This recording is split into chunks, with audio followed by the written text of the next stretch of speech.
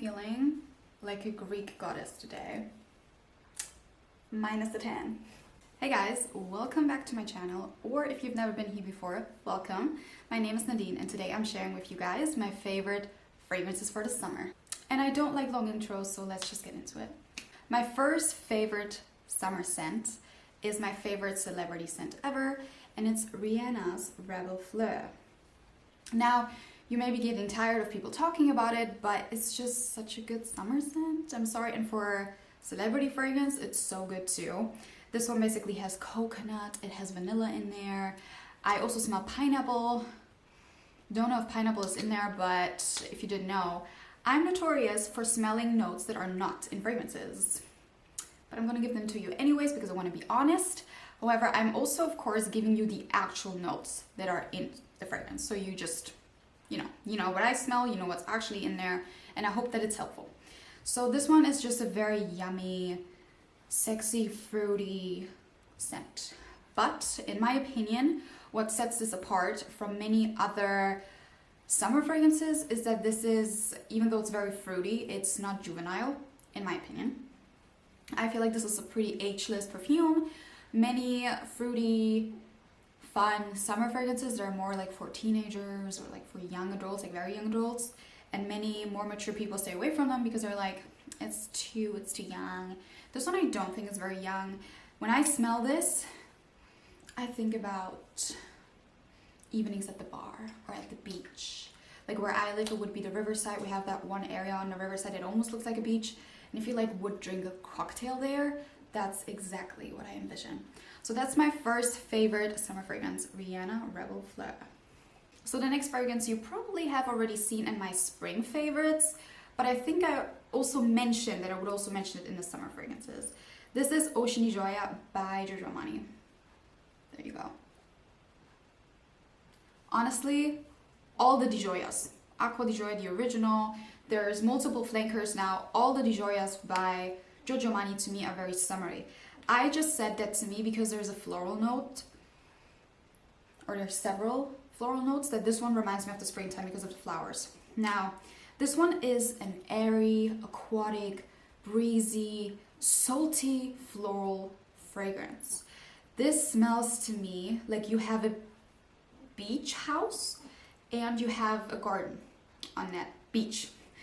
So you just woke up on a very nice summer day and you go outside your beach house in the garden and you just smell the flowers in the garden, and then there comes like this fresh breeze from the ocean. That's what this smells like to me. I think for the kind of fragrance that this is, it's a perfect composition. It is an eau de parfum. I think it lasts decently long, at least 4 hours on me, which I think for such a fresh fragrance is really nice. Now what sets this apart from the original Acqua di Gioia, in my opinion, is that this one doesn't smell that citrusy. The Acqua di Gioia is way more citrusy. This one is more floral. I actually thought that I would repurchase this one, but I think I changed my mind because as much as I love this, recently I have only worn this coming out of the shower. And I don't need a Giorgio Armani fragrance for that. I think what I could just use, and these are two of my next mentions that I currently do not own, but I need to mention them. Cool Water by Davidoff. I love it so much. It's not long lasting, no, it's a little bit more blonde than this one. Even though it has 1,000 notes, I only smell aquatic notes and a little bit of citrus. That's all I smell. And we have Klein One, which nobody talks about, I feel like, but I still like this. I like it. And these are two fragrances that are so affordable that I would prefer to use just spritzing myself after a shower. I just don't think it's necessary for me to have this. So I will probably not repurchase this even though I thought I would. But nonetheless, I love it to pieces. It's just that it's not really me. You know, personality-wise, it's not me. But I recommend this highly. Ocean di Gioia by Giorgio Armani. The next fragrance is my favorite out of this whole list, and it is Alien Mirage by Mugler. Oh my god, I love this so much. I had this only for about a month and I already have a dent in it. Can you guys see that? There's already a dent in it. Oh, I love it. I have actually purchased a backup of this because I got such a good deal on an Austrian website around Mother's Day. I got it for 40 bucks. 60 ml, 40 bucks. So I had to get it. I was debating for a few days, but the code was only left for like one more day and I was like, just come on, get it. I just love it so much. I think this is right now my favorite summer fragrance. This one to me smells like sunscreen, cucumber, and musk. There's actually woody notes, not musky notes in there, but that's what I smell. What should I say? This one opens up with mineral notes and with pepper. And it's so creamy for some reason. There could be coconut in there or maybe not, I'm not sure. But it's just such a creamy, musky base. It's so deep. And in my opinion, this could even be unisex. Maybe leaning more to the feminine side, but if I would smell this on a man on a beach, I would just think he wears sunscreen and cologne. But I'm one of these people that actually like sunscreen, so keep that in mind. But to me, it just smells like sunscreen, but I like it. And it is actually decently long lasting. I have to say, this isn't eau de toilette, but on me this lasts at least 4 to 5 hours because it has that depth to it. You know, with these alien flankers, you never know when they're going to be discontinued. So if you can get your hands on this, please try it. I don't think you're going to regret it. Also, if you guys don't even like alien, this one doesn't really smell like alien to me. It's like a far, far memory of alien, far in the distance. But if you have never smelled alien, you will not detect anything, you know, weird of it. It doesn't smell like alien to me at all. Maybe if you know that this is an alien flanker and you look for the alien in it, but that's it. I love this to pieces, and I can only recommend this for everybody who would look for a more fresher, maybe more almost aquatic fragrance with some more depth to it. Something that's not like Davidoff Cool Water, something that more of a something. Try this one. Alien Mirage by Mugler. So the next fragrance I just cannot get on board with, but I wanted to mention it because I think that so many people would actually like this or do already like it. And it is another alien flanker. This one is Alien Fusion by Mugler. Can you see how much I used of this? But the problem is I used this much in just a few days of work because it doesn't stay on my skin. I think I'm the only person or one of the very few people that have that problem because normally people say it's long lasting. This isn't eau de parfum. It doesn't last as long on me as the Alien Mirage, which is an eau de toilette. I don't know if that helps you guys, but just as a comparison. This one has spicy notes in the top, ginger and cinnamon. I don't really get that too much. If you guys have seen my recent haul, you know that to me it smells like gummy bears, chewing gum, or an energy drink. Yeah. What I have to say though, in the dry down, it doesn't really smell like that anymore. It actually smells quite nice, but the sillage on me is 0. I have to go so close to my skin. I have to do to smell it after like an hour. This one does not last on me at all. I don't hate it, but I'm feeling very indifferent about it. I don't really care for it. But the reason I want to mention this is there's so many people that want to like Alien and they cannot get on board with the original Alien. It's too strong, it's just too overpowering, it gives them a headache, it makes them nauseous. This one is like a lighter version of Alien, especially if you cannot bear the scent of jasmine, even though this is very clearly, in contrast to the Mirage, it's very clearly a Alien flanker. You can't smell that.